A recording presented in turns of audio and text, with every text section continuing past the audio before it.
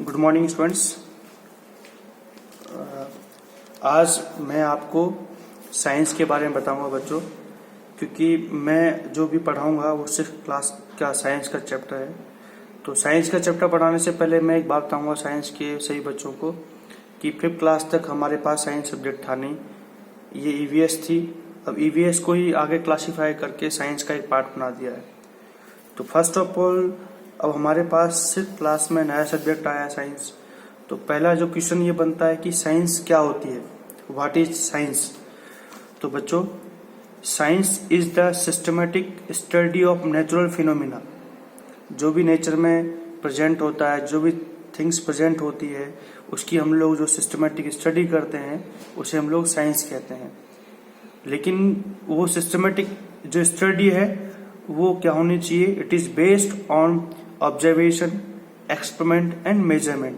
वो सारी चीज जो है, वो जो सारे फिनोमेना है वो प्रैक्टिकली ऑब्जर्व होने चाहिए, उनका मेजरमेंट होना चाहिए, तब जाके वो साइंस का पार्ट बनती है। अब बात आती है कि साइंस जो सब्जेक्ट है, हम लोग 6 से लेके 10 तक जब साइंस पढ़ते हैं, कहने को तो हम लोग साइंस पढ़ते हैं, लेकिन साइंस के भी वहाँ पे कई पार्ट होते हैं। जैसे एक पार्ट होता है बायोलॉजी का, एक पार्ट होता है केमिस्ट्री का, एक पार्ट होता है फिजिक्स का, एक आईटी का, और बहुत सारे पार्ट हो सकते हैं। लेकिन जो सबसे पहले जो आता है वो है बायोलॉजी। बायोलॉजी क्या होती है, what is the meaning of biology. Study of living organism is known as biology. और लिविंग ऑर्गेनिज्म में क्या क्या आता है बच्चों, प्लांट और एनिमल आते हैं। क्या आते हैं, प्लांट और एनिमल। और हम लोग प्लांट्स की स्टडी किस में करते हैं, बॉटनी। तो मतलब बॉटनी क्या होता है, is the branch of biology in which we study about plant. Zoology में हम लोग एनिमल की स्टडी करते हैं। The branch of biology in which we study about animals is known as zoology. Chemistry में हम लोग केमिकल्स की स्टडी करते हैं, जो भी हमारे पास मैटर है, सब्सटेंस है, कंपाउंड है, उन सब की स्टडी हम लोग केमिस्ट्री में करते हैं। फिजिक्स में हम लोग क्या करते हैं, फिजिक्स में स्टडी ऑफ मूविंग थिंग्स, जो भी मूविंग पार्टिकल्स हैं, मूविंग थिंग्स हैं, आइडियाज हैं, पर्सन्स हैं, उनकी स्टडी हम लोग फिजिक्स में कर सकते हैं। तो मेन तो साइंस में हमारे 10 क्लास तक 3 चैप्टर आते हैं, 3 पार्ट आते हैं, तो बायोलॉजी, केमिस्ट्री और फिजिक्स। अभी हम देखेंगे कि जो 6th क्लास में जो साइंस है उसको इन तीनों पार्ट में डिवाइड किया हुआ है। जैसे 6th क्लास की जो साइंस है, 6th क्लास की साइंस में हमारे 16 चैप्टर्स हैं। 16 चैप्टर में से मैं बताऊंगा आपको ये चैप्टर इस टॉपिक का है। जैसे सोर्सेज ऑफ फूड है, ये हमारे बायोलॉजी का है। कंपोनेंट्स ऑफ फूड है, ये हमारे बायोलॉजी का है। Separation of substance, fabric to fabric, ये सारे केमिस्ट्री के चैप्टर्स हैं। तो इस प्रकार से जैसे ये चैप्टर्स है, मोशन है, मेजरमेंट ऑफ डिस्टेंस, ये फिजिक्स का है। तो हमें कहने को तो हमें पता है कि ये सारा साइंस है, लेकिन साइंस में भी ये बायोलॉजी, केमिस्ट्री और फिजिक्स में डिवाइड होते हैं। तो ये हमें थोड़ा सा साइंस के बारे में बेसिक नॉलेज मिली। अब बात करते हैं हमारा 6th क्लास के चैप्टर्स की। तो 6th क्लास का जो फर्स्ट चैप्टर है, उस चैप्टर का नाम है सोर्सेज ऑफ फूड। इस चैप्टर का नाम है, चैप्टर जो हमारा फर्स्ट है उसका नाम है सोर्सेज ऑफ फूड। तो बच्चों, सबसे पहले आप लोग क्या करोगे, सबसे पहले आप ढंग से चैप्टर का जो हेडिंग है उसको लिखो पहले अपने आप। हम लोग, हमारे पास जो कॉपी है, हमारे पास जो रफ कॉपी है, उसमें हम लोग ढंग से चैप्टर का नाम लिखेंगे। चैप्टर का नाम है सोर्सेज ऑफ फूड। अब हमें चैप्टर की हेडिंग को ढंग से कंसंट्रेट करना है, उस पर हमें गौर करना है। यह इसका क्या हेडिंग है, इस चैप्टर की हेडिंग है सोर्सेज ऑफ फूड। सोर्सेज क्या होते हैं, स्रोत, मतलब फूड की प्राप्ति कहाँ कहाँ से होती है। तो हमें वैसे ही मालूम पड़ जाएगा भाई, फूड हमें कई तरीके से मिलता है, प्लांट से मिलता है, एनिमल से मिलता है। तो चैप्टर की हेडिंग को देखकर हम लोग उस चैप्टर के बारे में बहुत सारा आइडिया लगा सकते हैं। अब स्टार्टिंग में जब आप कोई चैप्टर पढ़ोगे तो स्टार्टिंग में लिखा होता है कि इस चैप्टर में आप ये चीज सीखोगे, you will learn about in this chapter. जैसे इस चैप्टर में हमें स्टार्टिंग में हम इस चैप्टर में फूड के बारे में सीखेंगे, बेसिक नॉलेज। उसके बारे में क्या क्या सीखेंगे, varieties of food eaten ingredient of food, sources of food, plants as source of food, animals as source of food, and what do animal fed। तो ये सारे टॉपिक्स है, वो इन टॉपिक्स की स्टडी इस चैप्टर में की जाएगी। तो हम लोग उनको लिख भी सकते हैं स्टार्टिंग में, जैसे मैं, क्योंकि अगर कोई टॉपिक हमारे पास आ जाता है तो हम उस टॉपिक से ये आइडिया लगा सकते हैं कि इसकी डेफिनेशन ये हो सकती है और इसमें ये चीजें आएंगी। अब इस चैप्टर की हम लोग ढंग से सीरियसली थोड़ा सा स्टडी करते हैं। इस चैप्टर में लिखा हुआ है स्टार्टिंग में, there is an old saying which states you are what you eat. आपने बच्चों एक पुरानी कहावत सुनी होगी कि हम जैसा खाना खाते हैं हम वैसे ही बन जाते हैं, और शायद आपने सुना भी होगा अपने मम्मी पापा से या बड़े बुजुर्गों से कि जैसा खाए अन्न वैसा होए मन। इसका मतलब यही है कि हम जिस प्रकार का खाना खाते हैं उसी प्रकार की हमारी बॉडी स्ट्रक्चर बन जाती है, उसी प्रकार का हमारा बिहेवियर बन जाता है और उसी प्रकार के हमारा नेचर बन जाता है। तो what exactly do we eat, इसका मतलब हमें वास्तव में क्या खाना चाहिए ये इसमें बताया गया है। तो द मटेरियल और substance which we eat is called food. तो सबसे पहले यहाँ पे हमें एक चीज समझ में आती है कि फूड क्या होता है। बच्चों जो इम्पोर्टेंट डेफिनेशंस हैं उनको हम अंडरलाइन कर सकते हैं। इस चैप्टर में सबसे जो फर्स्ट इम्पोर्टेंट डेफिनेशन आई है, फूड क्या होता है। अरे फूड क्या होता है, इजी है बच्चों। फूड क्या होता है, कोई भी चीज, कोई भी सब्सटेंस जिसको हम लोग क्या करते हैं, खाते हैं, उसे हम लोग क्या बोलते हैं, फूड बोलते हैं। तो द मटेरियल और substance which we eat is called food. तो फूड की हमारे पास डेफिनेशन आ चुकी है। फूड क्या होता है, कोई भी चीज जो हम लोग खाते हैं उसे हम लोग क्या बोलते हैं, फूड बोलते हैं। Why do we need food. अब क्वेश्चन ये आता है कि हमें फूड की आवश्यकता क्यों पड़ती है, हम इसको क्यों खाते हैं। Let us compare our body to a car. What happen to a car if there is no petrol in its tank, it stops running. Petrol is the fuel which run the car. Similarly food is the fuel which living organism require to keep functioning. हमें खाने की आवश्यकता क्यों पड़ती है, इसको बच्चों में एक एग्जाम्पल से समझ सकते हैं। जैसे एक कार जो होती है, कार कैसे चलती है, पेट्रोल से चलती है। उसी प्रकार से हमारी बॉडी को चलाने के लिए हमें फूड की आवश्यकता पड़ती है, क्योंकि हमारी बॉडी में बहुत सारे फंक्शंस होते हैं जो हमारे फूड से चलते हैं। जैसे रेस्पायरेशन है, रिप्रोडक्शन है, एक्सक्रेशन है। हमारे बॉडी के बहुत सारे फंक्शंस हैं जो जिनके लिए हमें एनर्जी चाहिए होती है, और एनर्जी हमें कहाँ से मिलती है, फूड से मिलती है। तो organism require food for the following purpose. तो सबसे पहले जो हमारे पास यहाँ पे क्वेश्चन बनता है कि फूड की क्यों आवश्यकता पड़ती है। To provide energy for various activities of the body. तो पहला आंसर तो हमारा ही आना चाहिए। कोई कहे कि हम लोग खाना क्यों खाते हैं, क्योंकि इससे हमें एनर्जी मिलती है हमारी जो बॉडी के बहुत सारे एक्टिविटी को करने के लिए। For growth and development for the food of the body. बच्चों आपको पता है हम लोग खाना खाते हैं तो उससे हमारा डेवलपमेंट होता है, ग्रोथ होती है। आपने देखा होगा कई लोग बहुत सारे भूखे रहते हैं कई दिन तक, तो कमजोर हो जाते हैं, सूखे हो जाते हैं, क्योंकि उनका डेवलपमेंट नहीं होता, उनकी ग्रोथ नहीं हो पाती है। जो थर्ड जो पर्पज सॉल्व होता है फूड से, वो क्या है, to protect the body from disease and keep it healthy. आपको पता है कि हम प्रॉपर टाइम पे खाना लेते हैं, फूड लेते हैं तो हेल्दी रहते हैं, और हमारी जो बॉडी का जो इम्यून सिस्टम है वो स्ट्रांग होता है और हमें बहुत सारी बीमारियों से लड़ने की क्षमता प्राप्त होती है। For repair of injured body parts. क्या बच्चों देखा होगा आप लोगों ने, हमारे चोट लग जाती है, कहीं पैर कट जाता है, लेकिन कुछ टाइम बाद वो रिपेयर हो जाता है क्योंकि हम फूड लेते रहते हैं, और जो हमें फूड से हमें एनर्जी प्राप्त होती है वो हमारी सेल्स की ग्रोथ करती है। नेक्स्ट जो पर्पज सॉल्व होता है वो फॉर रिप्रोडक्शन। ये 5 टाइप के जो हमारे जो पर्पज हैं वो उससे फूड से रिक्वायर होते हैं, कंप्लीट होते हैं।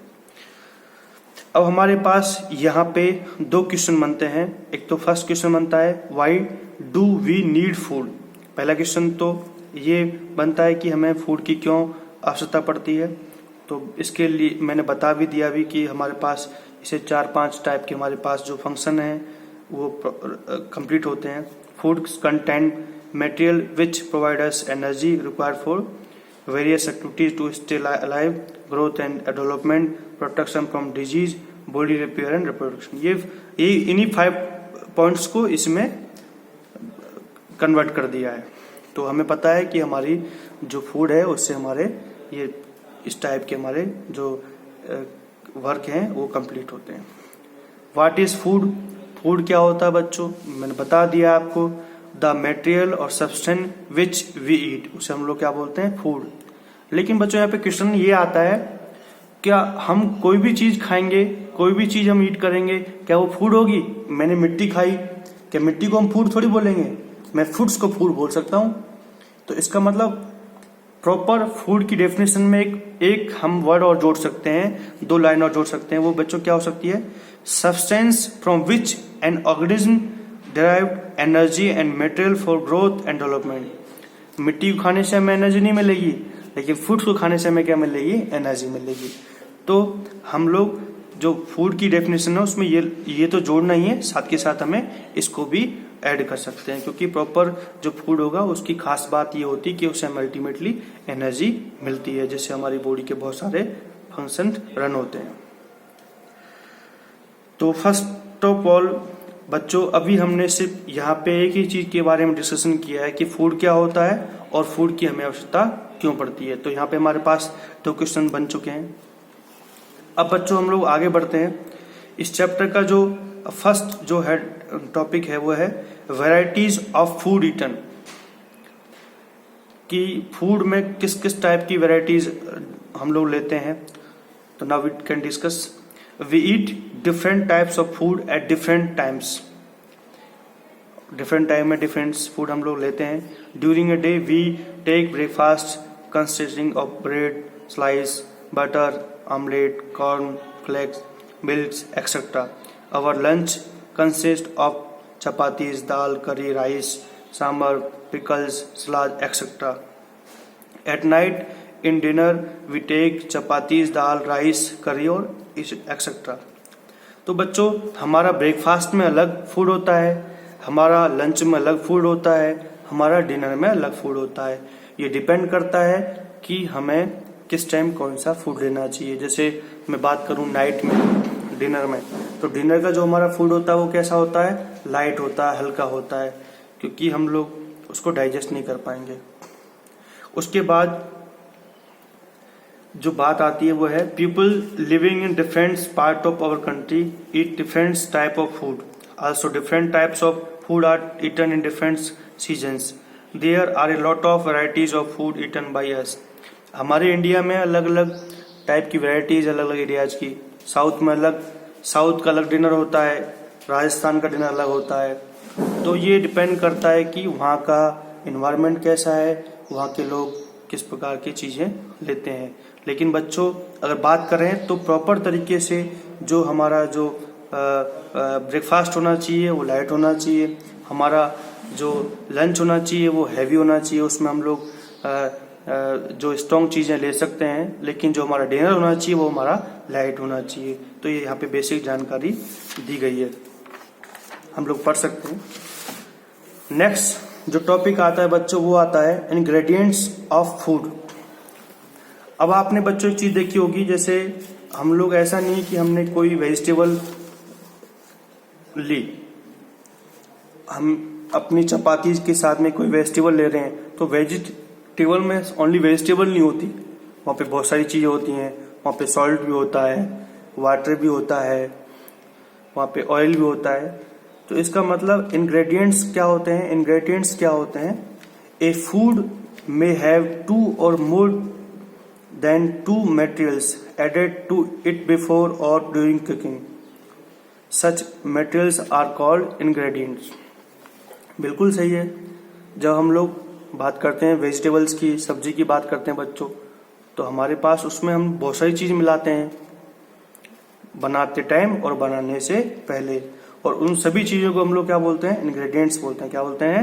इंग्रेडिएंट्स। तो common ingredients of food are water, salt, sugar, spices, milk, vegetables, fruits, eggs, chicken, fish, curry leaves, cooking, oil, ghee, butter etcetera. ये सारे क्या होते हैं? इंग्रेडिएंट्स होते हैं। मतलब हमारे खाना बनाने में जितनी भी चीजें काम आती हैं वो सारे ही इंग्रेडिएंट्स के पार्ट होते हैं। नेक्स्ट बात करते हैं, you will find that many food ingredients are common to different food items. अच्छी बात बच्चों ये है कि अलग अलग जो हमारा फूड होता है उसमें अलग अलग क्या होते हैं? इंग्रेडिएंट्स काम में आते हैं। जैसे हमारे पास दाल है, अगर हम लोग दाल बना रहे हैं तो हमारे दाल में अलग इंग्रेडिएंट्स काम आएगा। हमारे जो चावल हम लोग बना रहे हैं उसमें अलग इंग्रेडिएंट्स काम में आएंगे। हमारे पास जो ग्रीन वेजिटेबल्स हैं वहाँ पे अलग इंग्रेडिएंट्स काम में आते हैं। तो अलग अलग फूड के लिए अलग अलग टाइप के क्या होते हैं? इंग्रेडिएंट्स काम में आते हैं। अब नेक्स्ट बात करते हैं, what are the sources of food ingredients. इन इंग्रेडिएंट्स के सोर्सेज क्या होते हैं बच्चों? अब हम डिस्कशन करते हैं। Food ingredients like food, vegetables and grains come from plants. जैसे आपने देखा हुआ फ्रूट है, फ्रूट कहाँ से आएगा? प्लांट से आएगा। वेजिटेबल कहाँ से आएगी? प्लांट से आएगी। ग्रेन्स कहाँ से आएंगे? प्लांट्स, मतलब जो दालें वो कहाँ से आएंगी हमारे बच्चों? प्लांट से आएंगी। तो ये सारे जो इंग्रेडिएंट्स हैं, फ्रूट, वेजिटेबल्स और ग्रेन्स, हमें कहाँ से मिलेंगे? प्लांट से मिलेंगे। और मिल्क है, फिश है, मीट है, चिकन है, बटर है, घी है एक्सेट्रा, ये हमें कहाँ से मिलेंगे? डोमेस्टिक एनिमल से मिलते हैं। इनमें से बच्चों जो मिल्क है और जो बटर और घी है ये सारे नॉन वेजिटेरियन यूज करते हैं। बाकी इनको मीट को, चिकन को और बटर को ये नॉन वेज जो यूज करते हैं वो लोग यूज करते हैं। Milk and milk product like cheese, curd, butter etcetera use all over the world. ये तो दुनिया में जो लोग वेज और नॉन वेज दोनों जो यूज करते हैं वो सब जगह काम में आता है पूरे वर्ल्ड में। अब बच्चों नेक्स्ट जो बात आती है वो आता है सोर्सेज ऑफ फूड। फूड का सोर्सेज क्या होता है? फूड के सोर्स या तो क्या होगा? प्लांट होगा या क्या होगा? एनिमल होगा। तो ह्यूमन तो किस पे डिपेंड होता है? एनिमल पे डिपेंड होता है और प्लांट्स पे डिपेंड होता है। Human beings get food from two source, plants and animals. जैसे हम लोग किस पे डिपेंड होते हैं? प्लांट्स पर भी होते हैं और एनिमल्स पे होते हैं। जैसे एनिमल्स में मिल्क मिलता है, बटर मिलता है, हमें घी मिलता है, बहुत सारी चीजें हमें एनिमल से मिलती हैं। प्लांट से हमें फ्रूट्स मिलते हैं, वेजिटेबल्स मिलती हैं। Plants make their own food. जो प्लांट्स होते हैं वो खुद का भोजन खुद बनाते हैं। Plants have green leaves where they makes their food from carbon dioxide and water in presence of sunlight. बच्चों प्लांट्स फूड किससे लेते हैं? प्लांट्स अपना फूड खुद बनाते हैं और ये प्लांट्स का खुद फूड बनाने का जो प्रोसेस होता है उसे हम लोग फोटोसिंथेसिस बोलते हैं। क्या बोलते हैं उसे? फोटोसिंथेसिस। तो फोटोसिंथेसिस एक प्रोसेस होता है by which plants make their food himself. इसमें क्या होता है? प्लांट्स में जो इन्वायरमेंट में जो CO2 होती है और प्लांट्स की जो रूट्स होती हैं उनमें से वाटर आता है और प्लांट्स की लीफ में क्या वहाँ पे क्या पड़ती है? सनलाइट पड़ती है। क्या पड़ती है? सनलाइट। और यहाँ पे HMU सनलाइट को ही हम लोग बोल सकते हैं। और यहाँ पे इनकी प्लांट्स की लीफ में क्लोरोफिल पिगमेंट होता है। क्या होता है? Chlorophyll pigment. उससे क्या बनता है? यहाँ पे ग्लूकोज बनता है और क्या बाहर निकलती है? ऑक्सीजन गैस बाहर निकलती है। तो उससे हुआ क्या? प्लांट्स में फोटोसिंथेसिस प्रोसेस होने से जो एनवायरनमेंट की जो हार्मफुल CO2 थी वो काम में आ गई और उनकी जो रूट्स में जो वाटर था वो काम में आ गया। CO2 प्लस H2O से क्या बनता है? ग्लूकोज प्लस O2 बनती है। क्या बनती है? Glucose plus O2। और ये प्रोसेस इसे हम लोग बोलते हैं फोटोसिंथेसिस। इसका मतलब फोटोसिंथेसिस एक ऐसा प्रोसेस होता है जिसके थ्रू प्लांट्स में फूड तो बनता ही है, जिसे हम लोग ग्लूकोज या स्टार्च बोलते हैं। और यहाँ पे क्या बाहर निकलती है? ऑक्सीजन। और हमें पता है कि प्लांट से जो हमारे लिए ऑक्सीजन निकलती है वो हमारे लिए बेनिफिशियल होती है। हम नेक्स्ट आगे पढ़ते हैं। This process is called photosynthesis. बता दिया मैंने, जब कार्बन डाइऑक्साइड और वाटर जब मिल जाते हैं किसकी प्रेजेंस में? सनलाइट की प्रेजेंस में, तो उससे क्या बोलते हैं? फोटोसिंथेसिस बोलते हैं। Therefore plants are called autotrophs. Autotrophs का मतलब क्या होता है? जो खुद का फूड खुद बनाते हैं। Auto means self, trophs means organism, मतलब ऐसे ऑर्गेनिज्म जो खुद का भोजन खुद बनाते हैं। They are also called producer of food for other organism. तो हम ये भी चीज कह सकते हैं कि जो प्लांट्स होते हैं वो दूसरों का भोजन भी खुद बनाते हैं। So plants are also known as producer. तो बच्चों आज हमने दो चीज सीखी हैं। मैंने आपको यहाँ पे दो चीज सिखाने की कोशिश की है, वैरायटीज ऑफ फूड ईटन और इंग्रेडिएंट्स ऑफ फूड और सोर्सेज ऑफ फूड। तो यहाँ पे हमने इन तीन चीजों के बारे में डिस्कशन किया है। तो आप आज इस जितनी भी पीडीएफ है इसको ढंग से पढ़ना है आपको। इसमें कोई प्रॉब्लम आए तो मेरे से आप पूछ सकते हो। मैंने यहाँ पे थोड़ा बेसिक नॉलेज देने की कोशिश की है। जरूरी नहीं है कि हम इस चैप्टर को पूरा ढंग से समझ में आ जाए, लेकिन हम कोशिश करें कि जितना हमें समझ में आए, जितनी भी चीज ढंग से पढ़ रहे हैं उसको अच्छी तरह से आनी चाहिए।